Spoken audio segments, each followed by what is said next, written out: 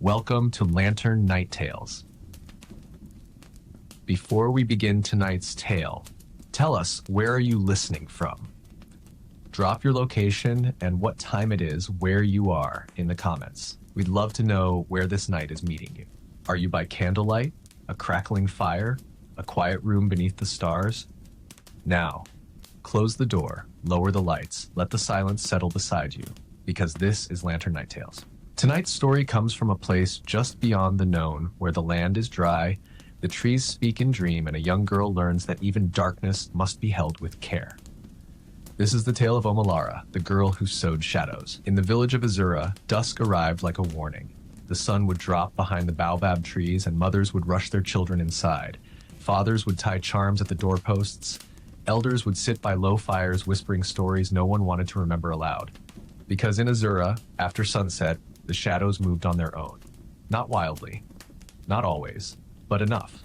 Enough to make people afraid of what followed them. The elders said, "Shadows are not just what the sun leaves behind, they are what the night comes to collect." Now there was a girl in Azura named Omolara. She was born during an eclipse, a strange, cold morning when the birds did not sing and the goats refused to walk forward. They say she did not cry when she came out. She only stared with eyes wide open, unblinking, as though she remembered something no one had told her yet. She lived with her grandmother, Rarun, an old woman with long fingers and a back bent like a fishing hook. People said she could weave not just cloth, but whispers, secrets, and shadows. Omolara grew up in her grandmother's weaving room. She would sit beside the loom, barefoot, while the old woman worked with thread made from things no one else used. Ash, spiderweb, charcoal-soaked silk. The air in the room always smelled like smoke and forgotten rain. One night, as Omolara watched her grandmother mend a torn wrapper with thread black as night, she asked, "Grandma, why do you sew at night?" The old woman looked up, smiled with 3 missing teeth, and said, "Because, child, not everything wants to be fixed in the light." Then came the year of no rain. The clouds passed but never stopped. The rivers thinned to whispers. The millet turned bitter. And slowly, quietly, the shadows in Azura began to change. They stopped obeying. Some people's shadows began to stretch too far, dragging behind them like regret. Others noticed their shadows refused to follow, clinging to walls, disappearing at noon, or twisting into shapes they didn't recognize. A boy cried because his shadow was looking the wrong way. A woman collapsed in the market because hers began to whisper. And then, the worst. Some shadows disappeared altogether. The people turned to the elders. The elders turned to the spirits. The spirits said nothing. So the people grew fearful, angry. They said, "Maybe the baobab is cursed. Maybe someone walks at night who shouldn't. Maybe the child born in darkness has brought it with her." They meant Omolara. But Omolara only watched and listened and waited. That night, she stood by her grandmother's bed. "Iya," she whispered, "the shadows are falling apart." The old woman did not open her eyes. Her voice came like smoke, "Because no one is mending them."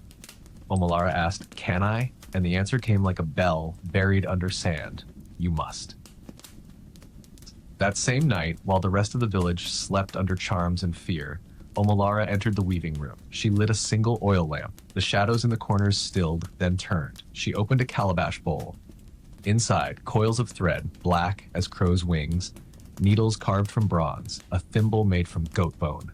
She took her own shadow first. It was frayed at the edges, like a badly told story. It trembled, tried to crawl away.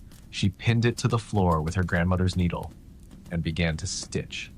Every pull of thread felt like pulling a memory through her fingers.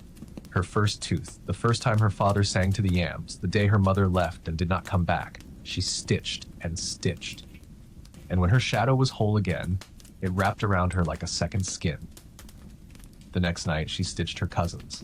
Then the market drums. Then the shadow of the sleeping goat that hadn't bleeded in 2 days. Each stitch was slower, deeper, like pulling time back into place. And slowly, the village began to feel different. The air softened, the firewood split easier, even the wind began to hum. One morning, Omolara found her grandmother still in bed, still breathing, barely. The old woman opened her eyes and whispered, "I can hear them again. The shadows. They say thank you." She smiled, and then she was gone. Omolara did not cry. She lit the oil lamp, took the last thread, and stitched her grandmother's shadow to the roots of the baobab tree, the same tree the villagers had once wanted to burn. The wind rustled, the lantern flickered, and the ground whispered, "Well done." The next morning, Omolara was gone.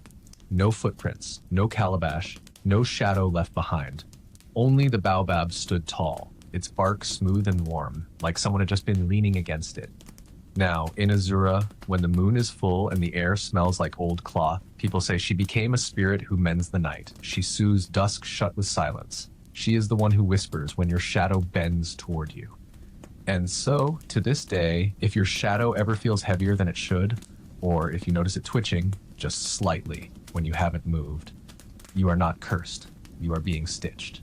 This has been Lantern Night Tales. Tonight, you heard of Omolara, the girl who sewed shadows, the one who reminded us that even broken things can be mended in the dark. If this tale held you, leave a comment, share it with someone who loves the dark and the dream. Be sure to subscribe to Lantern Night Tales so you don't miss the next tale. Until next time, keep your light close and your shadow even closer.